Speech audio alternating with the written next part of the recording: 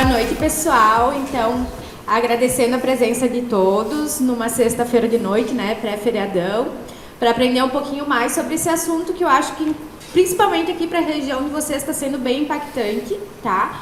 Para a gente aprender a diagnosticar, tratar e lidar com esses pacientes, tá? Então, a Claudinha vai dar uma palavrinha, aí em seguida a gente segue a apresentação com o Thiago, tá? Muito obrigada pela presença de todos. Então, boa noite a todos, é um prazer recebê-los. Não vamos enchê-los de protocolos, né, porque estão muitos veterinários aí que já vêm da sua jornada, cansados, né, mas é uma apresentação rápida, dizer que eu, como gestora aqui do Hospital Veterinário da Unisc, toda a equipe, em conjunto com a Virbac, né, e os palestrantes que vêm a nos prestigiar nesse evento, temos prazer em recebê-los, né, é uma honra estar com todos aqui. E eu vou rapidamente apresentar então o nosso palestrante, o Thiago Conceição, médico veterinário, formado pela URGS em 2001, especializado em clínica e cirurgia pelo Instituto Qualitas, especialização em citopatologia, finalizada em nefrologia em andamento pela Unileia, sócio e responsável técnico do Hospital Veterinário Prontovet em Viamão, desde 2005, sócio fundador do Virtual Leixe desde 2022. O início agora dessa palestra, né, do médico veterinário Thiago, vem a contemplar a questão da doença em si, etiologia, diagnóstico, tratamento, e a segunda parte, então, será contemplada pela médica veterinária Daniela Klafke, que vem trazer as questões de legislação, principalmente a legislação local. Então, aproveitem esse espaço, né, e estamos à disposição aqui, damos andamento ao evento. Boa noite, pessoal, boa noite a todos. Muita satisfação que eu vim aqui hoje e agradeço ao pessoal da Virbac pelo convite. É sempre um prazer falar sobre leishmaniose. Nos últimos anos tem sido o foco do meu trabalho, e eu sou apaixonado por essa doença e sou apaixonado também por expandir conhecimento, levar conhecimento, né? E o meu desafio maior agora com o Virtual Leixe é levar esse conhecimento para todos os cantos do Brasil, e a gente tem conseguido graças ao bom Deus. Eu precisava colocar um título, né? E eu coloquei como um desafio desconhecido em um novo estado endêmico. Como vocês devem saber, no Rio Grande do Sul, há pouco tempo atrás, pouca gente ouviu falar sobre leishmaniose, e hoje é uma realidade. Ou quem ouvia falar, né, ouvia falar em questões relacionadas à eutanásia, né, e pouco relacionado ao tratamento, que é algo novo para nós aí, especialmente a gente que é focado nessa questão de tratamento, de clínica de pequenos, é algo novo, né? Antigamente a gente fazia os diagnósticos, a doença existia e em grande quantidade, mas era bastante frustrante para a gente ter que fazer um diagnóstico, olhar para um animal, desconfiar que era leixe e aí acabar tendo que tocar para a questão da eutanásia. E o Rio Grande do Sul hoje, especialmente pela questão da região da fronteira oeste e agora centro do estado aqui com vocês, em Grande Porto Alegre, muitos casos de leishmania. Alguns veterinários ainda não se alertaram para isso, ainda não começaram a colocar o seu diagnóstico diferencial. Isso está mudando, eu acho que vem mudando ao longo do tempo, a gente vem falando bastante sobre isso. Quanto mais informações a gente coloca no mercado, mais as pessoas se antenam e começam a identificar os casos, e isso vai se tornando uma rotina e algo normal. O que não é normal é tudo que a gente vai falar daqui por diante. Não é uma doença que a gente diagnostica fácil, não é uma doença que o diagnóstico seja muito fácil de interpretar. A questão do estadiamento também complica um pouco, né? E o tratamento mais ainda, porque não se tem muitas opções de tratamento. Tá? Então vamos descobrir um pouquinho mais sobre leishmaniose, tá? E vamos começar então. Eu coloquei alguns desafios, tá? Primeiro desafio, conhecer o inimigo. Vamos falar, eu estou falando aqui provavelmente para clínicos de pequenos e para estudantes que provavelmente já tenham algum conhecimento na área. Mas quem é a leishmaniose, né? Quem é a leishmania? A leishmaniose visceral, né, é a leishmania, é causada pela leishmania infanto, né, e corresponde a cerca de 90% ou mais dos casos de leishmaniose no Brasil. A leishmania infanto, que causa leishmaniose visceral, também causa também causa lesões de pele. Tá? Então, o que as pessoas às vezes acabam se confundindo muito é aquelas lesões de pele. Meu cachorro tem leishmaniose cutânea. Não. No princípio, tudo é leishmania infanto, tudo é leishmaniose visceral. Tá? Então, é causada por um protozoário, né? E esse protozoário entra no organismo do cão e do ser humano através da picada do fleboto, né? E a partir daí começa toda a bagunça.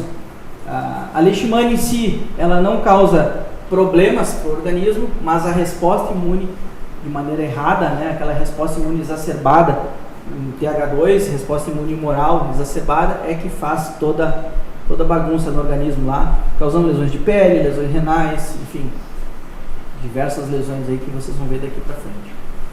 Vamos lá. O que a leishmania causa no organismo? Quando eu falo leishmania, é leishmania infanto, tá? Que é essa que é a mais comum.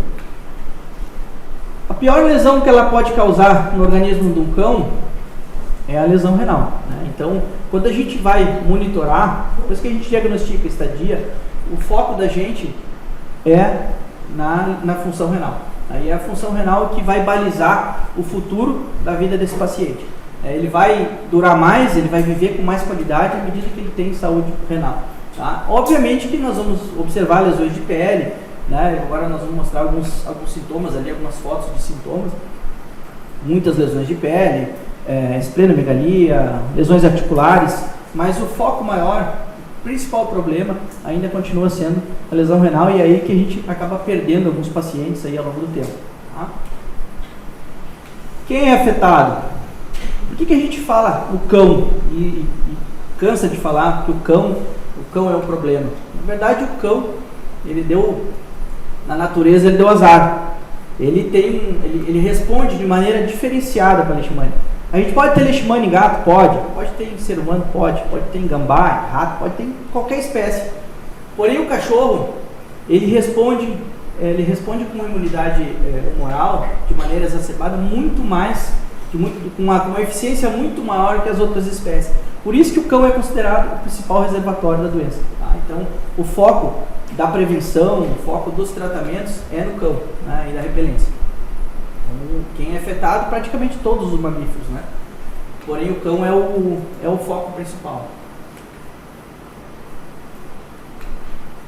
Por que o cão é tão falado dentro do ciclo se ele não transmite? Por isso que eu estava falando, é exatamente isso que eu estava falando para vocês, eu me adiantei um pouquinho aqui. É tão falado porque sim, ele é um reservatório muito mais competente do que todas as outras espécies. Então ele é sim o foco de toda a prevenção que a gente tem que ter, e depois nós vamos falar de legislação, de prevenção a nível de população. Então o cão sim é o foco principal das nossas ações aqui. Vamos adiante. E como que a gente vai identificar um cão positivo? Gente, a leishmaniose tem diversas caras, tá? Tem aqueles casos que são muito claros, né? Que é aquelas lesões de focinho, ponta de orelha, tá? Mas tem outras que são comuns e afins a diversas doenças. Tá? Então a gente, vamos começar a enumerar algumas delas, eu trouxe aqui, né? Ulcerações pelo corpo, especialmente focinho. Tá? Esse aqui é um paciente nosso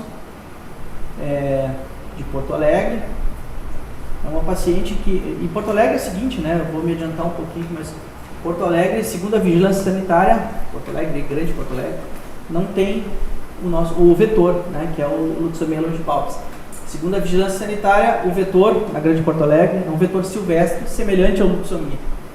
Então, levaria a gente a pensar que a leishmaniose na Grande Porto Alegre seria só em regiões próximas à mata, né? Grande Porto Alegre, regiões mais próximas à mata.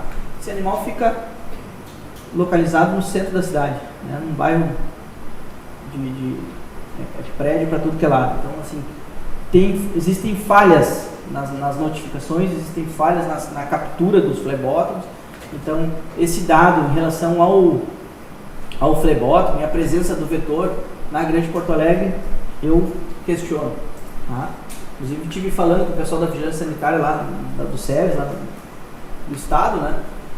E eles alegam que não tem Logipalpos em Porto Alegre, né? Mas a gente tem aqui, tem Santa Maria, tem Uruguaiana, enfim. Teoricamente, a leishmaniose na Grande Porto Alegre teria que ser basicamente regiões limítrofes à mata. Não é. Outra coisa que aparece bastante, né? Olho seco. Isso aqui é comum a várias raças, né? Isso aqui não precisa ter leishmaniose para ter. Mas quem de vocês faz um diagnóstico diferencial quando se tem uma ceratocongivite seca? Quem de vocês coloca no diagnóstico diferencial uma ceratocongivite seca, um bulldog, um shih tzu, né? Que são raças que têm ceratocongivite seca, né? Já nascem com esse problema, né? Porque esses animais não podem ser positivos, né? Epistaxis. Esse aqui é um paciente nosso também lá de Viamão. Está bem até hoje, mas ele chegou para nós assim, né?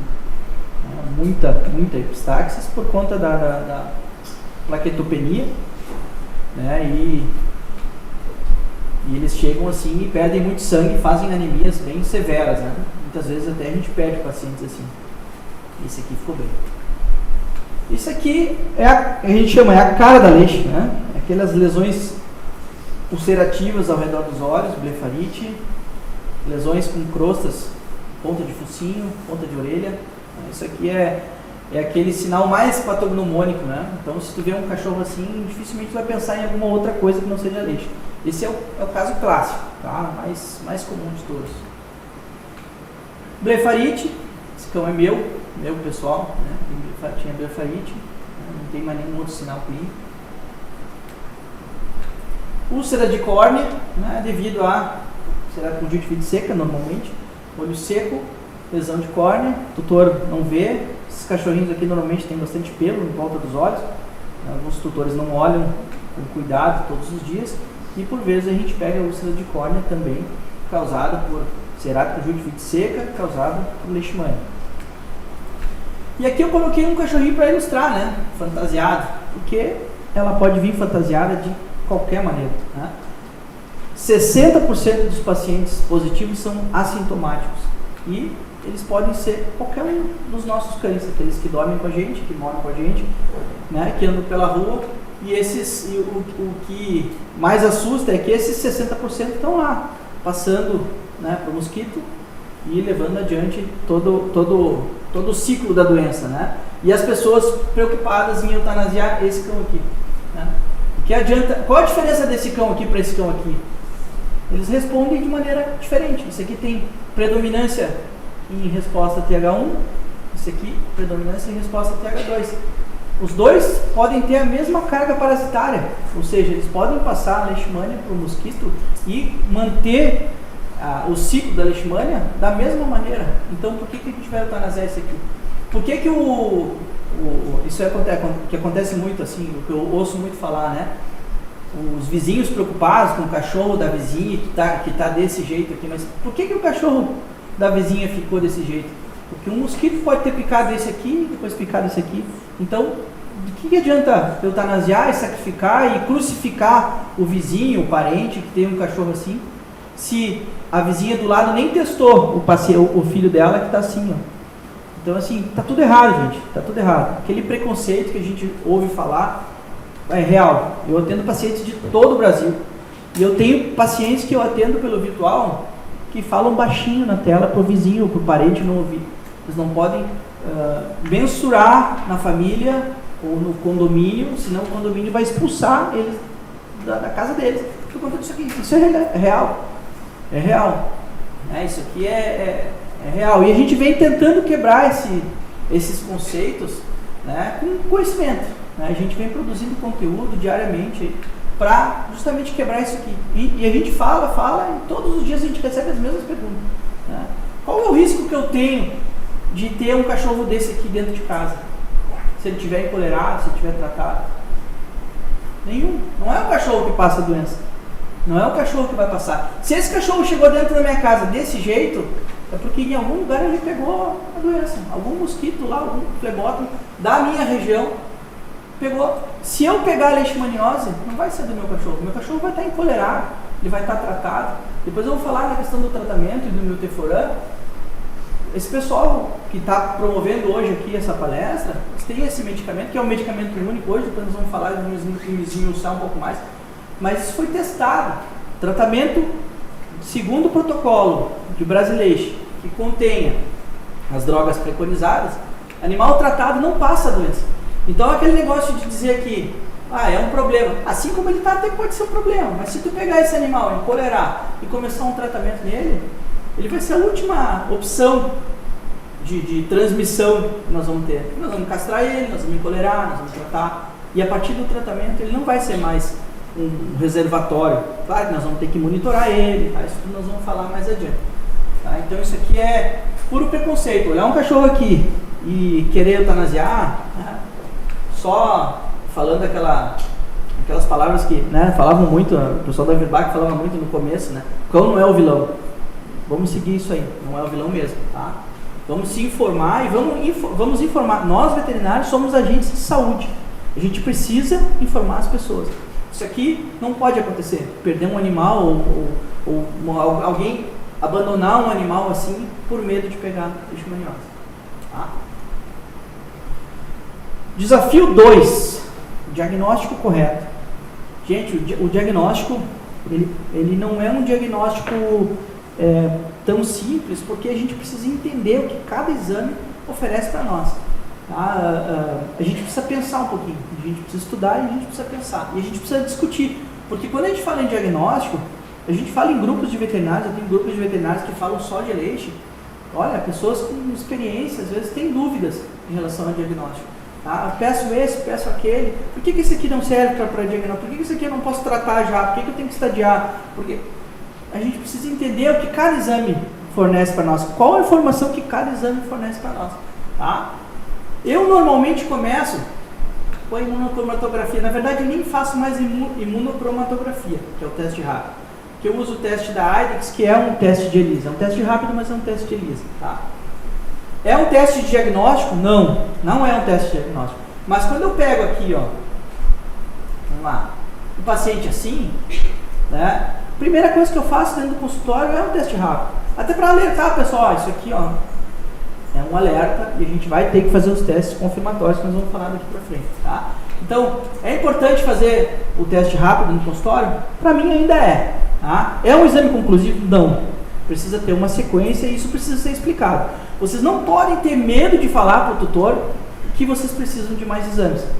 Parar o diagnóstico aqui é um erro, tá? É um erro porque vocês vão ver lá na frente o tratamento com o mesmo medicamento que nós vamos falar aqui, ele pode ser caro ou barato. O que é caro ou barato? É aquele que tu gasta errado. Se tu fizer um tratamento aqui, só com teste rápido, parar por aqui o diagnóstico, esse cachorro pode ter uma comorbidade, pode ter uma erlíquia, pode ter uma babésia. Tu comprar um milteforam, que não é barato, o valor dele, mas ele vai se tornar mais caro ainda, porque não vai funcionar. Porque tu tem uma comorbidade importante e as comorbidades, elas atrapalham o tratamento. Então, depois nós vamos falar do caro ou barato, né? Vocês têm que ter esse argumento. O caro ou barato é aquilo que tu gasta certo, é aquilo que tu gasta errado. Quando tu gasta, que nem eu tenho uma paciente do Rio, lá da Barra da Tijuca, ela gastou, em 6 meses, ela gastou R$3.500 só em exames de diagnóstico, sendo que no primeiro ELISA e RIF, ela já tinha o diagnóstico positivo. Ela seguiu, o veterinário seguiu pedindo exames, PCR disso, PCR daquilo, gastou só de exames R$13.500. Aí o milteforam fica caro mesmo, né? Porque tu tá gastando errado, ela com R$150 no ELISA e RIF, ela tinha feito o diagnóstico. Os outros 3.000 e pouco, ela comprava 2 milteforam e deixava na conta lá, né? Então, quer dizer, o caro ou barato, o que é? Aquilo que tu gasta certo, aquilo que tu gasta com inteligência. Tu usa o diagnóstico a teu favor, entendeu? Então, às vezes as pessoas perguntam, qual é o preço da tua consulta? É tanto. É caro. Caro o que tu vai gastar depois. Se tu comprar errado um milteforam, tu vai gastar 5 vezes a minha consulta. Você está entendendo? Então, é aí que a gente começa a dar valor para o nosso trabalho. Tá? A gente é agente de saúde e a gente tem que fazer valer o nosso conhecimento. Tá? Então, aqui, é importante? Para mim ainda é. Tem muito veterinário que já descartou isso aqui. Porque daí pega um caso daqueles meio que parecidos ali, um quadro clássico de leixe, e diz, não vou fazer isso aqui, eu vou passar direto para o Elise Riff. Pode? Pode também. Já fiz isso também, pode. Tá? Isso aqui serve para te prender o cliente na hora ali. Ele já mostra para ele, já alerta, tu já dá aquela explicação toda sobre leixe, e o cara já fica só no aguardo do Elise Riff ali para seguir a questão de tratamento. Provas sorológicas. Tá? Então, Elise Riff, que é o melhor exame para se começar um diagnóstico. Tá? ELISA, imunofluorescência indireta, com diluição total. Sempre que vocês pedirem o Riff, tem que ser com diluição total. Tá? Eu não sou laboratorista, mas o que eles nos passam é que, se não faz a diluição total, eles param em 1:80. E 1:80 não é considerado positivo. Então, tu vai receber um Riff 1:80, tu vai estar escrito assim, reagente 1:80. E vocês vão dizer, olha, teu cão é positivo. Não é. 1:80 ainda não dá para considerar positivo, e tu só vai ter 1:160, 1:320 no Riff quando se faz a diluição total. Então é importante colocar na requisição. Alguns laboratórios maiores, como o Texas, lá, por exemplo, eles já sabem, né? Eles já nem fazem, mas tem laboratórios que ainda não vão na diluição total, e aí a gente fica com o diagnóstico pela metade. Coleta sangue, espera um tempo, faz o tutor gastar, e aí falha nesse ponto aqui, que é um detalhezinho pequeno. Tá? Imunohistoquímica é outra coisa que dá para fazer. Eu não faço, fiz uma vez só, e é um exame caro, não é fácil de conseguir onde faça, tá? Não costumo fazer. Provas parasitológicas. Isso aqui, para quem é dermato, é uma barbada, né? Porque o dermato normalmente tem um microscópio no consultório, enfim. Mas quem tem casos de leixe na sua rotina, na sua clínica, tem que ter um panótipo, tem que ter um microscópio para fazer uma citologia.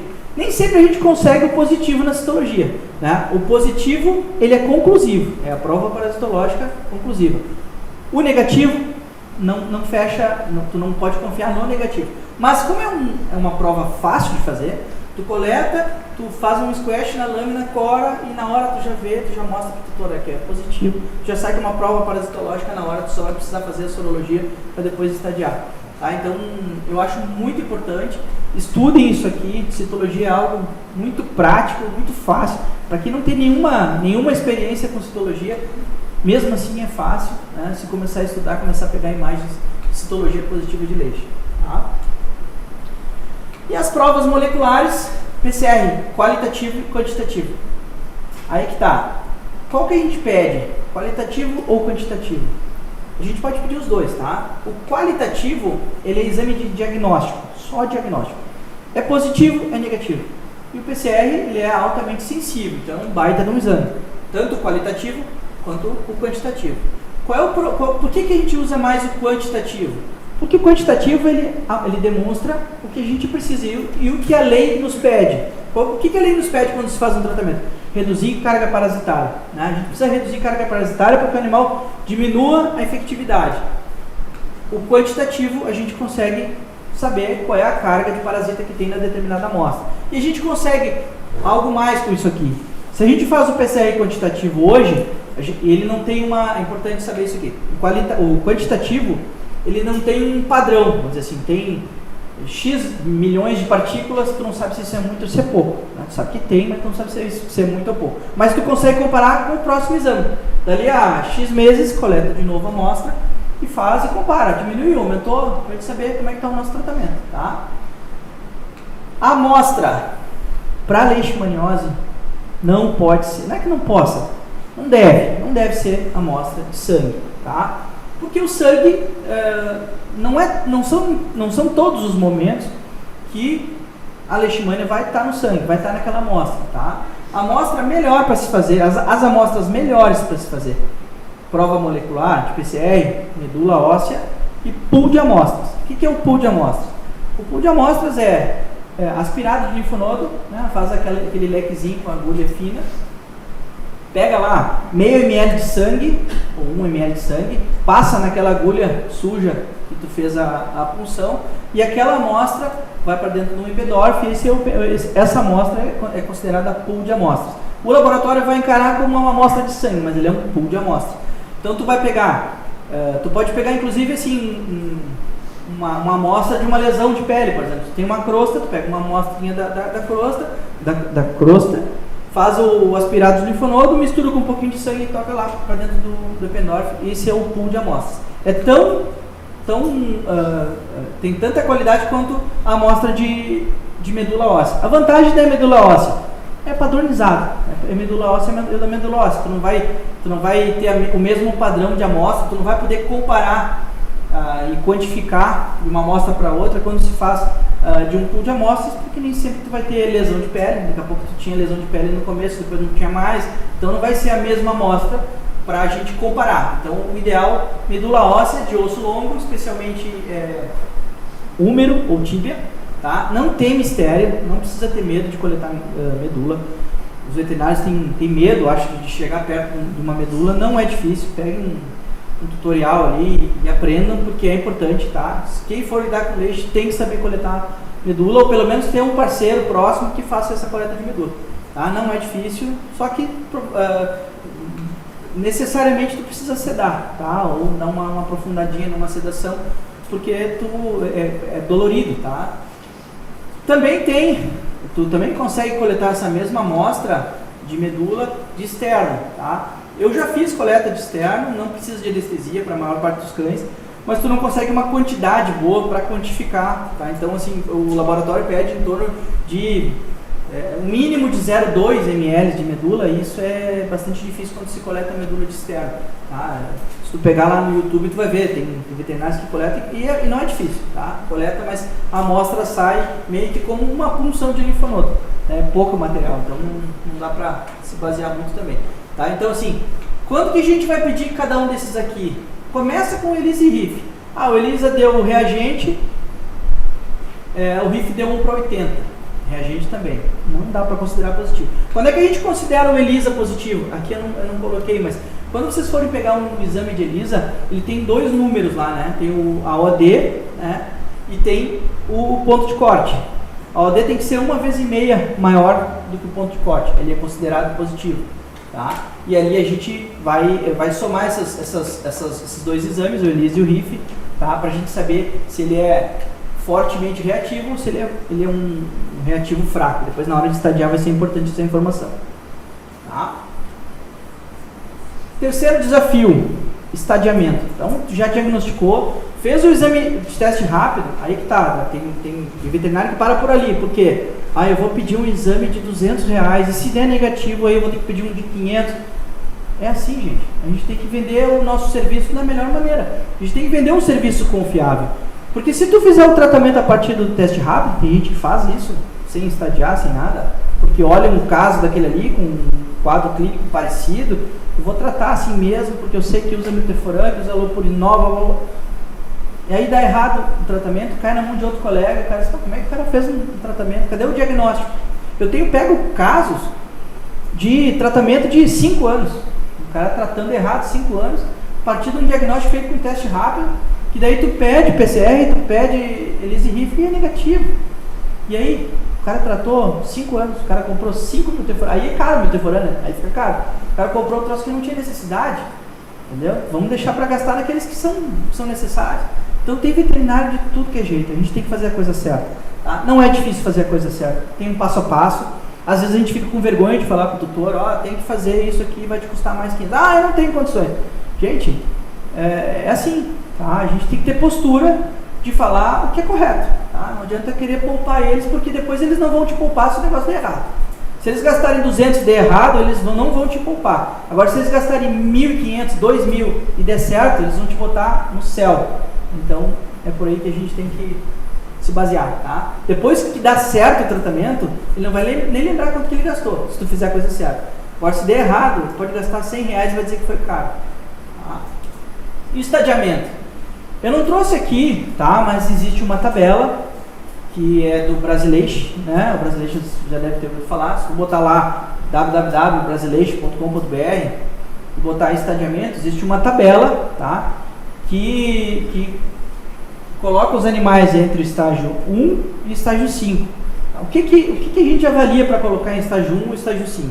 Tá? São vários parâmetros, tá? E o tratamento muda de acordo com o estágio. Tá? Primeira coisa, sorologia é alta ou ela é baixa? Como é que a gente sabe? Fiz o ELISA e RIF, deu 1 para 80 o RIF, e o ELISA deu reagente, sei lá, 1,5 vezes ali, quase na trave. É uma sorologia reagente fraca. Como é que é uma sorologia alta? O RIF 1 para 640, 1 para 320, 1 para 1000 e lá vai a caquerada. Isso é sorologia alta, né? ELISA com a OD 3, 4 vezes maior que o ponto de corte, isso é uma ELISA de sorologia alta, tá? E o que a gente precisa saber isso? Vamos mais adiante. Classificou o tipo de resposta sorológica, a gente vai para o próximo. Tem prova parasitológica positiva ou negativa? O que é a prova parasitológica? Aquilo que a gente falou lá atrás. Citologia, fácil de fazer, dentro do consultório, simplesmente com um microscópio e com uma coloração de panótipo, tá? Deu positivo, prova parasitológica positiva, já começa do estágio 2. Estágio 2 para cima, tá? Ou seja, estágio 2 para cima já vamos ter que, né, usar o milteforam, usar o lopurinol, tá? Prova parasitológica negativa, tá? E ali a gente vai adiante um pouquinho, tá? Prova parasitológica pode ser também um PCR, tá? Fez um PCR, deu positivo, é a prova parasitológica positiva. Tem leishmania nesse corpo, tá? Aí assim, a gente vai classificar se a sorologia for baixa e a prova parasitológica negativa, claro, o animal normalmente bem de saúde, sem nenhum sintoma, estágio 1. Como é que a gente trata estágio 1? Imunoterapia e imunomodulação. Vacina, dupla dose, 3 vezes, 21 dias, repete 6 meses, tá? Estágio 1. E domperidona por 30 dias, só isso. Eventualmente tu pode abrir mão de um allopurinol, tá? Mas não usa milteforam quando tem prova parasitológica negativa em sorologia fraca e paciente assintomático, tá? A gente está falando aqui de sintomas também. A partir do estágio 2, a gente já vai ter uma prova parasitológica positiva, uma sorologia fraca ainda, né? O paciente de estágio 2, ele tem função renal inalterada, ele não tem sintomas, ele não tem sintoma de pele, ele não tem, aparentemente não tem, ou melhor, não tem grandes sintomas. Ele pode ter uma feridinha em ponta de orelha, ele pode ter uma feridinha em ponta de nariz, mas ele é aquele cachorro que o tutor viu aquela feridinha pequenininha, trouxe para nós e a gente viu que deu positivo, que a prova deu positivo, mas ele é um cachorro que vive bem, come bem, se alimenta bem e tem a função renal bem boa. Estágio 2. Estágio 2 a gente trata com milteforam, allopurinol, domperidona e algum suplemento à base de beta-glucano, enfim, que seja para estimular a macrófago a nível de intestino. Estágio 3. Estágio 3 a gente já começa a pegar sintoma, tá? Aquele animal que a gente viu lá com falhas em pelagem, especialmente focinho, ponta de orelha, blefarite, tá? É aquele animal que tu olha, que é clinicamente positivo, tem aparência de leishmaniose externa, cutânea, né? Porém ele tem a função renal ainda boa, ele tem a ureia e a creatinina ainda dentro do normal, talvez um SDMA um pouquinho aumentado já, tá? Então querendo entrar numa função renal alterada, estágio 3. Estágio 3 também se trata com milteforam, allopurinol, domperidona, imunoterapia e imunoestimulante. Aí a gente começa a entrar nos estágios um pouco mais complicados, né? Vamos jogar com esses dados que a gente tem aqui. Estágio 4, a gente tem a sorologia alta ou baixa, a gente tem a prova positiva, a gente tem aquele paciente doente mesmo, que tu olha, ele perdeu peso, ele tem perda de massa muscular, ele tem inapetência, ele já não quer comer, ele já está doente mesmo, tu olha, tu vê que ele não está legal. Esse animal já tem uma creatinina alterada, normalmente do estágio 4 até 5 de creatinina, 6, aquele doente renal já numa fase de estadiamento de doença renal já moderada para alta, ele entra no estágio 4. O estágio 4, qual que é a diferença do estágio 4 para o estágio 3? Ele precisa ser tratado da mesma maneira com milteforam, allopurinol, domperidona, vacina. Porém, ele tem que fazer estadiamento de doença renal, tá? Tem que fazer estadiamento e tem que tratar função renal também. Ele vai ter que ser internado, ele vai ter que entrar na fluidoterapia, ele vai ter que fazer toda a nefroproteção e tudo aquilo que a gente tiver, né, para colocar ali naquela hora para tratar a função renal também. Tá?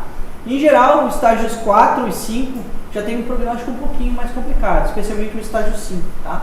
Estágio 5 talvez seja aquele estágio que a gente precise eutanasiar mesmo, tá? O único estágio que a gente precisa eutanasiar. Porque aquele cachorro que já chegou para nós lá com uma creatinina de 10, já não come há bastante tempo, já perdeu massa muscular, já tem lesões de pele, tá? Então ele tem sorologia alta ou baixa, não necessariamente alta, mas ele tem uma prova parasitológica positiva, bem positiva, uma função renal bem alterada, muitos sintomas, tá?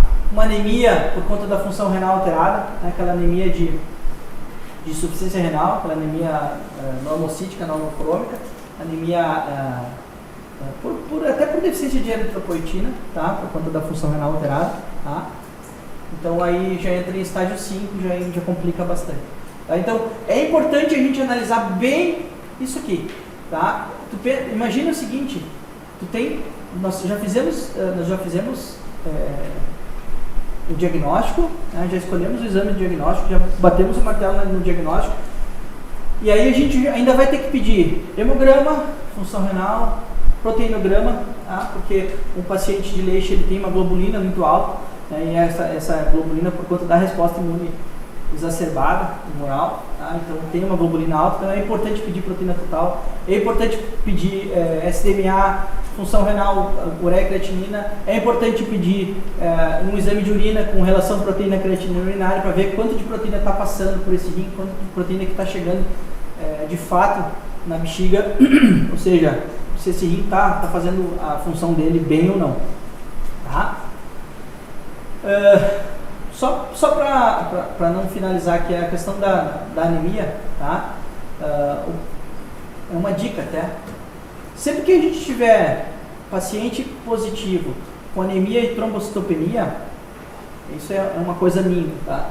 Eu gosto de fazer um PCR de sangue, aquele combo de PCR de sangue de hemoparasita, porque frequentemente a gente tem, junto com anemia e trombocitopenia, a gente tem também heliquiose, babésia, anaplasma, hepatosum, rangélia, micoplasma, tudo isso a gente pede nesse combo de hemoparasita, tá? E aí de preferência sangue para PCR, tá?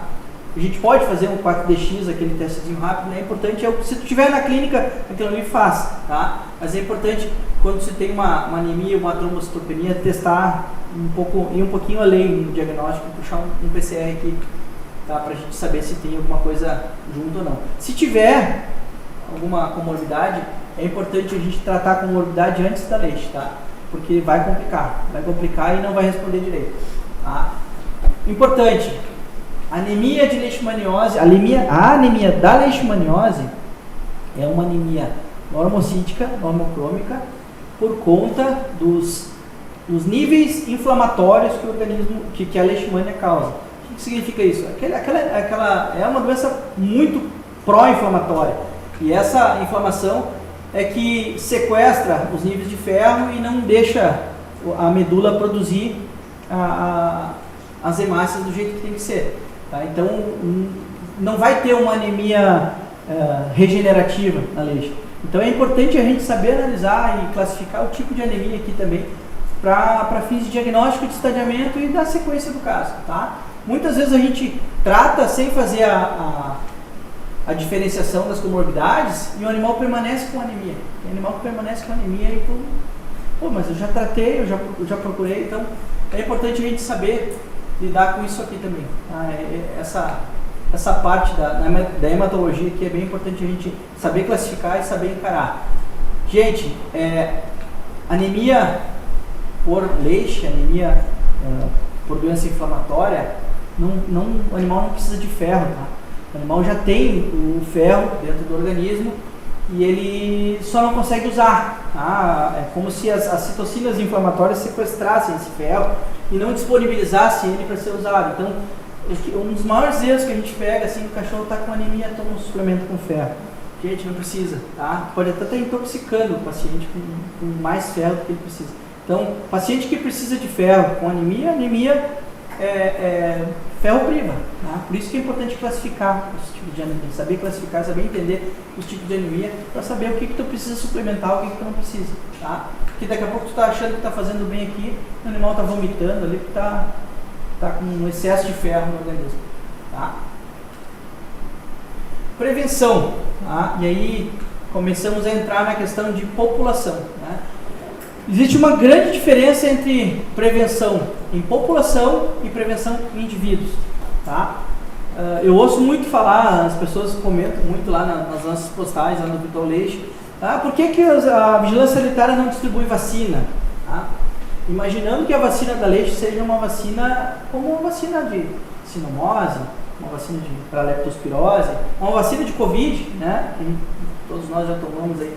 E não é, né? Lembrando que é um protozoário. O que a gente precisa fazer não é estimular a resposta imune como uma vacina de sinomose faz, por exemplo. A gente precisa estimular a resposta imune correta, que é a resposta imune TH1. Tá? Então, o que as pessoas não entendem é que a vacina, ela meio que ensina o organismo a responder de maneira correta. Ela é como se chegasse lá no organismo e dissesse, tu vai ter que responder com imunidade TH1, é macrófago que tem que estimular. Mas ele não impede que a leishmania entre no organismo. Então, muitas vezes o animal vacinado ele vai adoecer. Ele pode adoecer. Diferente de outras doenças que as pessoas, né, os laboratórios até oferecem algumas garantias em termos de vacina. No caso da leixe, não. O que vocês têm que entender é que imunologicamente produzir uma vacina para protozoário é muito diferente de produzir uma vacina para vírus. Tu não está estimulando a resposta imune humoral, muito pelo contrário, tu tem que desviar a resposta imune humoral para uma resposta imune por macrófago, uma resposta imune celular. Tá? Então a vacina é um instrumento de prevenção de indivíduo, não pode ser, não deve ser encarado como um instrumento de prevenção em população. E como é que a gente faz a prevenção na população? Repelência, né? Lembrando, e eu falo e eu não canso de falar, quem passa leishmaniose é o mosquito, é o flebótomo, é o Nonchipalpis, é o, o vetor silvestre que a gente tem aqui na Grande Porto Alegre, não é o cachorro. Então o nosso foco não é na eutanásia, nosso foco não é eliminar aquele cachorro cheio de feridas que a gente viu ali no começo. Nosso foco é repelência e controle de vetor. Como é que a gente faz isso? Estimulando as pessoas a limparem seus pátios, porque o vetor ele se reproduz em matéria orgânica, ele não se reproduz em água parada, que nem o mosquito da dengue. Então ele precisa ter um ambiente com matéria orgânica, fezes de animais, restos de frutas, restos de folhas, terreno baldio com lixo, é lá que o flebótomo vai se reproduzir. Então, uma cidade limpa é uma cidade que controla bem os vetores. Tá? Como é que a gente pode controlar vetor numa cidade assim também? Promovendo pulverização de veneno em determinadas áreas mais críticas, onde porventura possa ter sido apreendido algum tipo de vetor, né? Então a gente controla a vetor dessa maneira. E a repelência nos cães, não adianta a gente fazer repelência em outras espécies, o foco tem que ser no cão, porque o cão é o principal vetor. A gente não pode tirar esse mérito, entre aspas, do cachorro.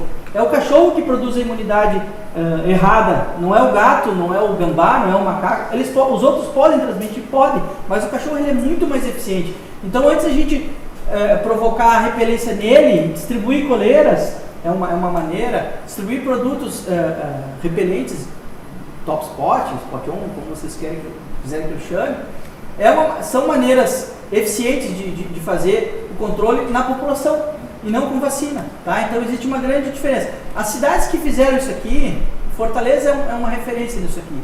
Fortaleza é um dos maiores, é uma das zonas mais endêmicas do Brasil, e o pessoal começou a distribuir coleira. Porto Alegre começou assim também. Em Porto Alegre, nas vilas, o pessoal começou a distribuir coleira. Só que assim, eu não sei como é que aqui a nossa população da Grande Porto Alegre lá, os caras recebiam coleira, vendiam coleira ou trocavam por pedra de crack, ou por droga, ou por qualquer outra coisa, porque sabe que o coleira tem um valor, né? Eles vão lá, tiram a coleira do cachorro e trocam por droga. Tá? Então, existe uma dificuldade grande que somos nós mesmos, é a população. Tá? Então, a vigilância, as autoridades têm a sua parcela de responsabilidade, tem muito, Mas a gente também precisa colaborar com informação, as pessoas precisam entender a importância disso aqui. Se a gente conseguir fazer distribuição de coleira em massa, a gente controla muito bem a doença, a gente consegue diminuir, isso é comprovado, a gente consegue diminuir índices de leishmaniose humana fazendo repelência bem feita em flebótomo, tá? Então, população não usa vacina, população não se controla com tratamento, aqui, né, no Brasil, não se controla com tratamento, se controla com repelência e controle de vetores, tá? Esse é o foco. Em outros países, em alguns países da Europa, o governo paga tratamento, né? Mas em outros países a gente se tem outras opções de tratamento, tá? Então não dá para comparar a realidade de Espanha e Portugal, por exemplo, com a nossa realidade aqui. Mas se a gente fizesse isso aqui, estava muito bom para conseguir controlar bem. E o controlar bem não é erradicar, é muito difícil erradicar uma doença dessa, tá? Mas controlar, diminuir índices, isso é bem importante, tá? E o indivíduo, como é que a gente faz? Animal assintomático. O tutor tem um paciente positivo, tem mais 5 animais em casa. Testou, todos deram negativos. Como é que faz? Encoleira, faz o encoleiramento e vacinação. Tá? Então, coleira e vacina. Não é só coleira, não é só vacina. Coleira e vacina. Por quê? A vacina vai ensinar o organismo a responder de maneira correta e a coleira vai repelir do vetor. Tá? E a imunomodulação nos positivos, né? Na verdade, assim, quando a gente fala em vacina, a gente fala em imunomodulação. Na verdade, a vacina em si, até o termo não é um termo bem correto de se falar, né? A gente chama de vacina, mas não funciona como uma vacina como as outras que a gente está acostumado a ver, tá? Então, eu prefiro chamar de imunomodulação mesmo nos positivos, tá? E o último desafio, desafio 5, tratamento, né? Sempre respeitar os protocolos oficiais, tá? Existem inúmeras, se eu abrir o Google lá, tem inúmeras drogas, o pessoal fala, ele me pergunta, tal coisa dá para usar, eu vi que tem um trabalho. Tem trabalho, se tu procurar, tem trabalho com cetoconazol, tem trabalho com metronidazol, tem trabalho com marmofloxacina, tem drogas novas aparecendo, mas a gente precisa respeitar os protocolos oficiais. Gente, vocês que são mais novos talvez não tenham vivido isso, mas a gente viveu uma época que veterinário era denunciado no conselho, podia até perder o registro no conselho quando se tratava leishmaniose, era proibido tratar. E hoje, graças às pesquisas e graças a esse pessoal aí da Vibac, eles mesmos fizeram um trabalho extremamente sério com o milteforam para provar que o animal tratado com protocolo, incluindo o milteforam, esse animal não estaria passando a doença. Então foi feito um trabalho longo, um trabalho sério, para provar que essa medicação seria tanto eficaz clinicamente quanto eficaz como uma forma de controle, para que esse animal não fosse um reservatório, né? Então é um trabalho extremamente sério. Então é importante a gente respeitar isso aqui. Claro que se for parar, tem trabalho para ver, tem trabalhos fora do Brasil com outras drogas, mas a gente não pode, tem drogas que a gente não pode usar aqui, tá? Então a gente precisa respeitar. Se a gente respeitasse só o protocolo oficial, já estava bom. As pessoas fazem tratamentos absurdos aqui, você não tem nem ideia do que a gente pega, tá? Então, arriscando o animal continuar transmitindo para o flebótomo, arriscando o animal continuar como reservatório, continuar com sintoma clínico, continuar estimulando doença renal, por quê? Não respeitou o protocolo oficial, tá?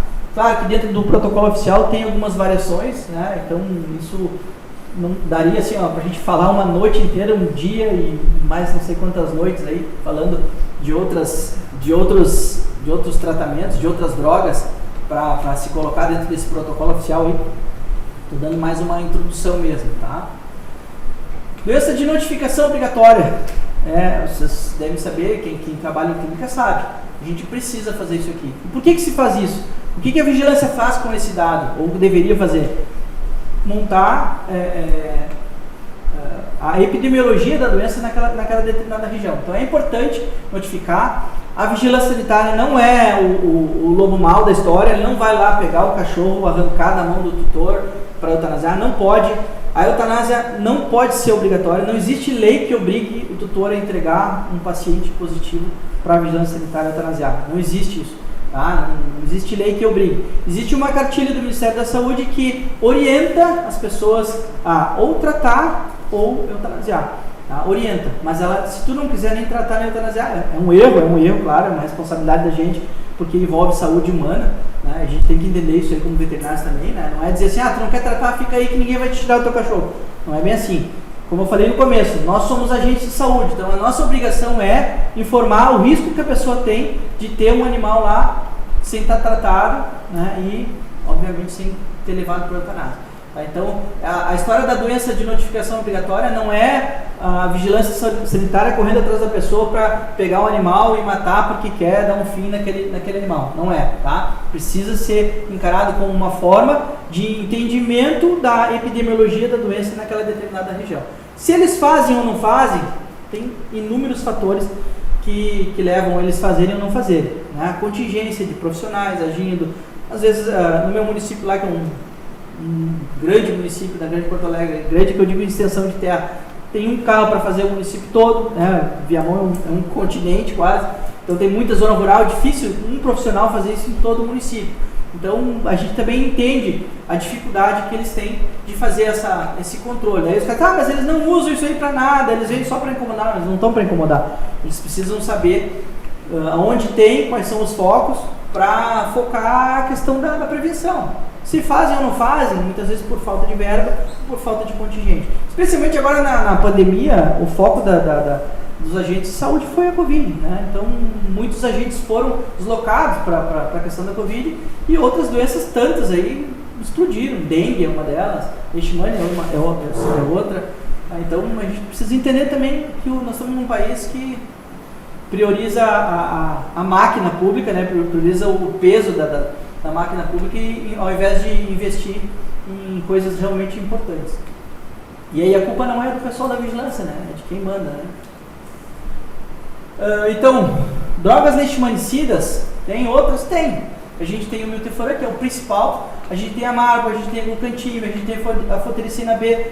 Glucantime e a fotericina B são drogas usadas fora do Brasil. A fotericina B é a droga de escolha para tratamento de leishmania humana, então não pode ser usado, não tem nem para vender em farmácia, isso aqui é droga de posto de saúde, é altamente controlado isso aqui, tá? Então não pode.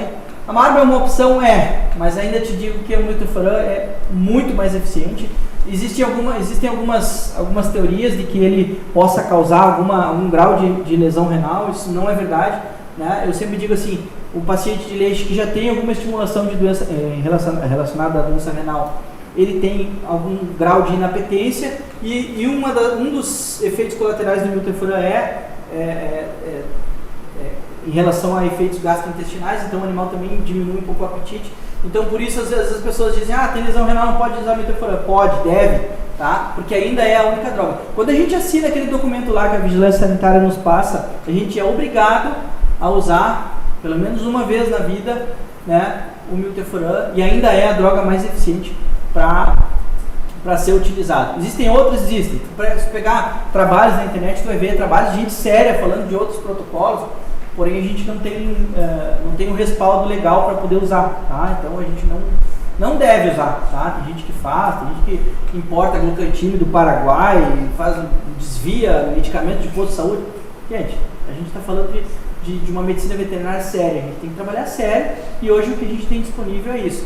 A questão de preço, mais adiante nós vamos falar, tá? Porque o miltefosfura é uma droga que se tu usar bem, se tu controlar esse animal com exames de uma maneira correta, ele vai ser barato, porque tu não vai usar ele muitas vezes, tá? Então, o caro seria tu não usar e esse animal vir a óbito dali a 3, 4 meses. Né? Então, assim, para os tutores, a maioria dos tutores, né, a vida do animal não tem preço, né? Então a gente tem que saber colocar o produto de maneira correta e explicar o valor que esse produto tem e o valor que ele pode representar na continuidade da vida desse animal. Drogas leishmaniostáticas, tá? Então dentro do tratamento, quando eu falei do estadiamento, a gente tem um tripé, né? Que é leishmanicida, o leishmaniostático e a imunomodulação, tá? Então esses três tem que estarem presentes do estágio 2 para cima. Então, a droga leishmaniostática conhecida hoje é o holopurinol, que tem disponível no Brasil. Tá? É uma droga de uso humano, que é usada para tratamento de gota nos humanos, e que ele tem uma ação de leishmaniose bastante importante. Então é a droga que o animal vai tomar para o resto da vida. Essa sim, é uma droga de uso contínuo dentro do tratamento, bastante importante, tá? Causa alguns efeitos colaterais, sim, vocês devem saber. Ele causa, a longo prazo, ele pode causar a formação de cálculos, de xantina, tá? Mas isso, assim, um percentual não muito grande, tá? A importância dele é muito maior do que a gente ficar pensando no efeito colateral que ele pode causar. Tá? A gente só tem que saber controlar o paciente positivo, aquele paciente que toma alopurinol por muito tempo, saber controlar ele, fazer os exames corretos, fazer um ultrassom de vez em quando para ver como é que está o rim, como é que está a bexiga, se tem ou não tem presença de cálculos. Tá? Então ele é bastante importante. Drogas imunomoduladoras. Tá? A principal delas é a vacina. A vacina é o que a gente tem disponível hoje em dose dupla, 3 vezes na primeira vacinação, depois a cada 6 meses no positivo. A domperidona acompanha praticamente todos os estágios, do 1 ao 5, tá? É uma droga imunomoduladora bem importante de ser utilizada. Ela tem uma utilização de 30 a 60 dias, dependendo do caso, tá? Como assim, dependendo do caso? Quando a resposta imune é muito alta, muito exacerbada, a gente pode usar de 30 ou até 60 dias. Então eu costumo aumentar um pouquinho o tempo dela quando eu tenho uma globulina muito alta, quando eu tenho uma resposta, sei lá, de Elise Riff muito exacerbada. Tá? A gente tem alguns estimulantes aqui a nível de intestino, porque você sabe que a maior parte da imunidade está dentro do intestino, né? Então quando a gente consegue, ou com nucleotídeos ou com beta-glucanas, estimular os macrófagos, a ação de macrófagos dentro do intestino, a gente consegue potencializar a vacina, potencializar a domperidona e tentar modular essa resposta imune para a resposta imune TH1, que é a resposta correta, tá? A resposta imune celular. E aí, eu falo aqui o tratamento é caro. Isso é uma das maiores objeções que a gente vê, né? O tratamento é caro. Às vezes as pessoas falam isso sem nunca ter tratado, eu não sei como é que consegue, né? Sem nunca ter tratado um paciente. Eles falam que é caro. Eu tenho paciente positivo de protetor, de pessoas de baixa renda. O que eu digo, o que é caro? Gastar errado. Gastar errado é aquele que eu falei para vocês ali, o cara gastou 13.500 em exames de diagnóstico, sendo que o diagnóstico foi feito no primeiro Elise Riff. Esse é errado, tá? O tratamento, ele assim, quando eu falei ali no efeito Steve Jobs, né, eu inventei da minha cabeça isso.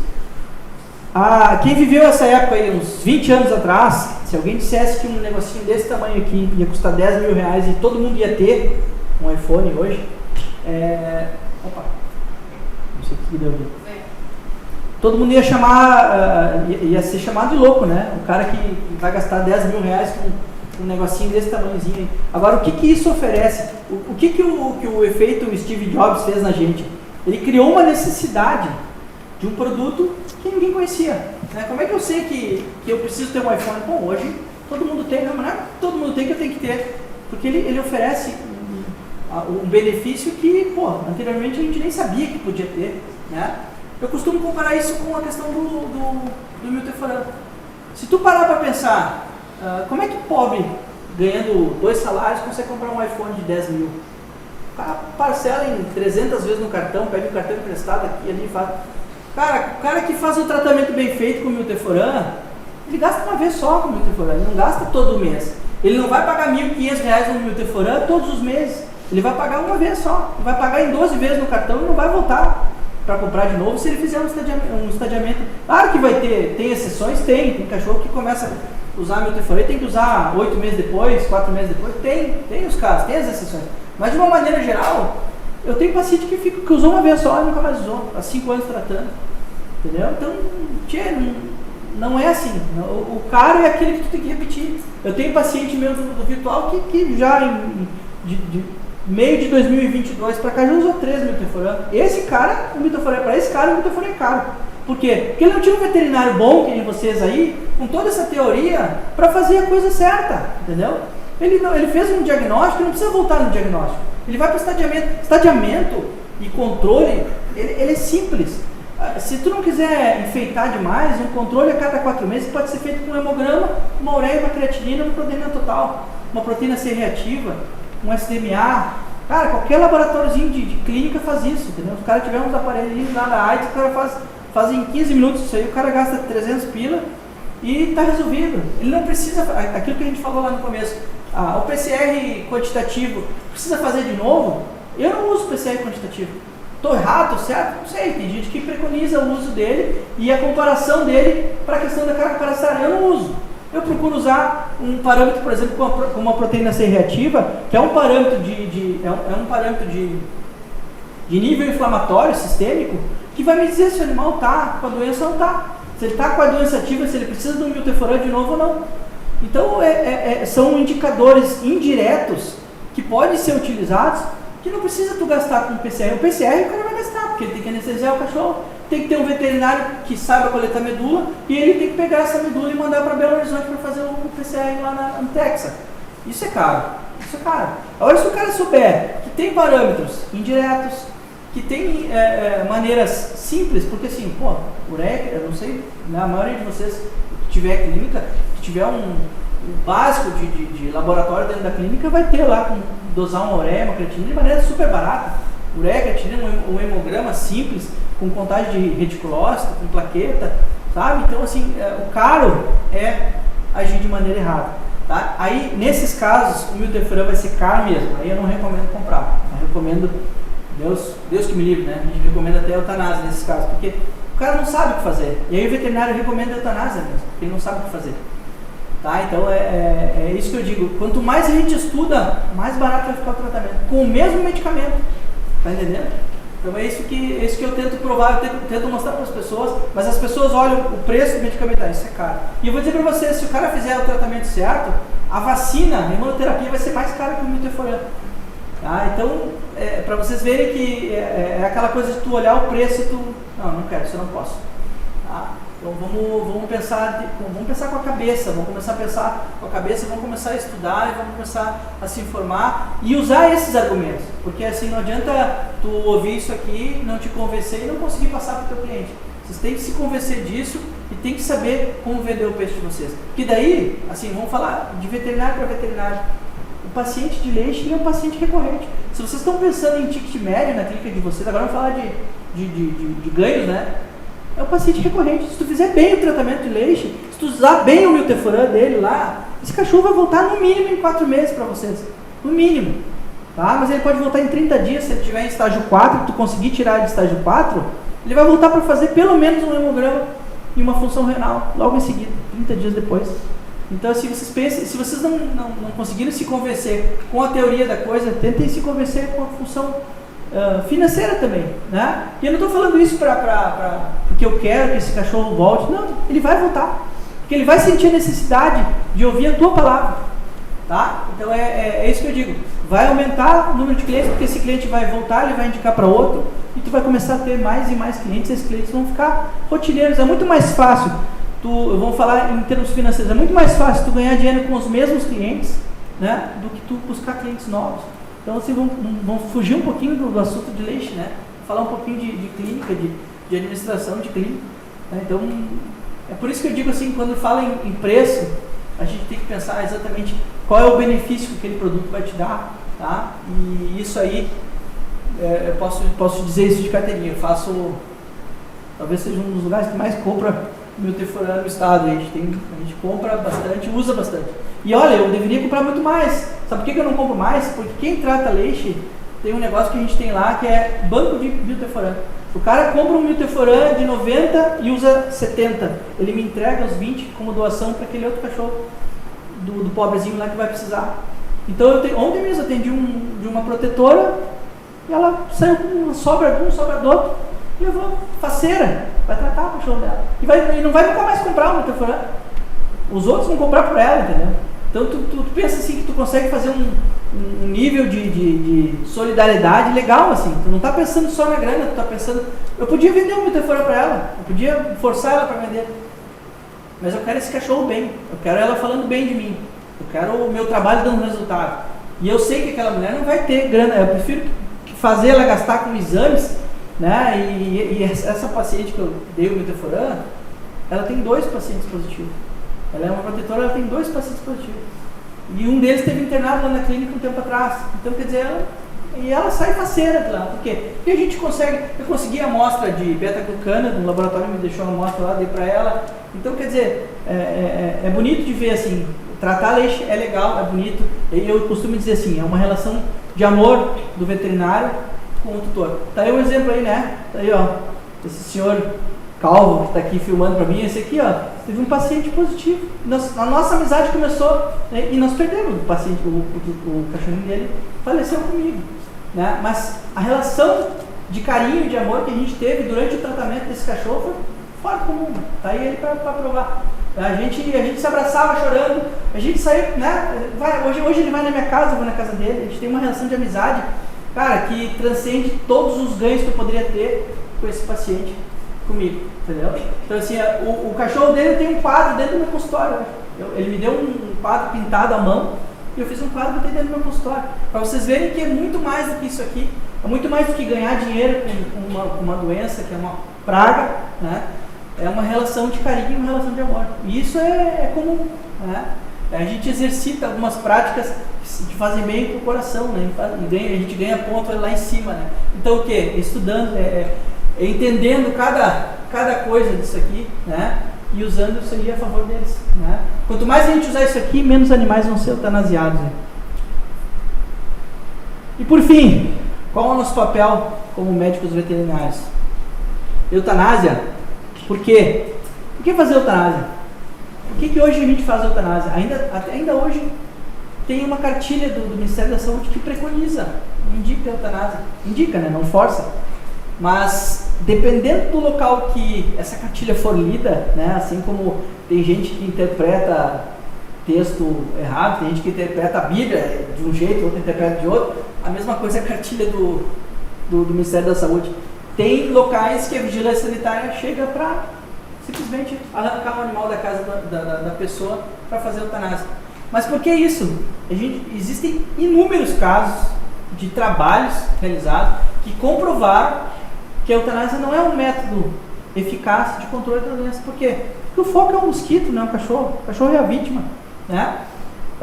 Essa lei da eutanásia, ela é de 1963. Olha quanta coisa já foi produzida desde 1963, em termos de conteúdo, né, em termos de ciência, né? Eu digo assim, no início do tratamento, né, de 2016, que eu acho que o Milteforan saiu para cá, cara, eu aprendi inúmeras coisas novas. Tu imagina desde 1963 essa lei. Então assim, dá trabalho mudar, né? Mudar uma lei dá trabalho, né? Não tem ninguém que abrace essa causa aí. Então é mais fácil eutanasiar, né? Se livrar daquele cachorro sarnento ali, entre aspas, é muito mais fácil do que encarar o problema de frente. Distribuir coleira, buscar maneiras de repelir, de matar o mosquito.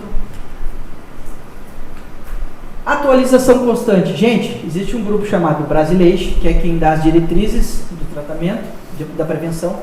Esse grupo é formado por alguns pesquisadores de referência no Brasil, né? Todos os anos, em novembro, esse congresso ele acontece em Belo Horizonte. Faz 5 anos, acho que eu estou presente. E ali, é dali que sai toda essa teoria, toda essa função. Inclusive foi o presidente do Brasileixo que fez o trabalho comprovando que o Milteforan funciona e o tratamento com o Milteforan impede que o animal seja transmissor para o mosquito, né? Então é importante seguir essa gente aqui, tá? Essa gente aqui é quem tá na frente em termos de pesquisa, tá? Grupos de estudos, tá? A gente está formando agora, muito em seguida, a gente vai montar uma mentoria online pelo Virtual Leite e vai ter, junto com isso, grupos de estudo. Porque assim, ó, tudo que eu falei agora, amanhã vocês não vão lembrar de mais nada, ou de quase nada. Então é importante a gente exercitar isso. Peguei um caso, tá com anemia, tá com trombocitopenia, tá com... Como é que eu faço? E aí no grupo de estudo a gente consegue discutir esses casos e somando forças para que menos animais sejam eutanasiados e que melhores resultados a gente tenha nos nossos tratamentos, tá? Quebrar paradigmas. Tudo isso que eu falei aí foi para quebrar paradigma, né? Nós estamos falando de custos, As maiores objeções do tratamento: custo, o tratamento é difícil, o estadiamento é complicado, o diagnóstico é difícil. Gente, é só pensar. Eu vou dizer, é uma crítica para vocês e para mim também. O veterinário tem preguiça de estudar. É uma verdade que a gente tem que ouvir. O veterinário tem preguiça de estudar. Estou dando um tiro no pé, mas é verdade. Tá? Quem tiver um pouquinho mais de interesse e seguir aquela regra de estudar uma horinha, meia horinha que seja por dia, né, tu consegue saltar dentro da profissão. E é isso. Eu sempre digo, né, informação salva vidas. Quanto mais a gente estudar, quanto mais a gente propagar a informação correta, mais a gente vai conseguir evitar que animais sejam eutanasiados. Muito obrigado.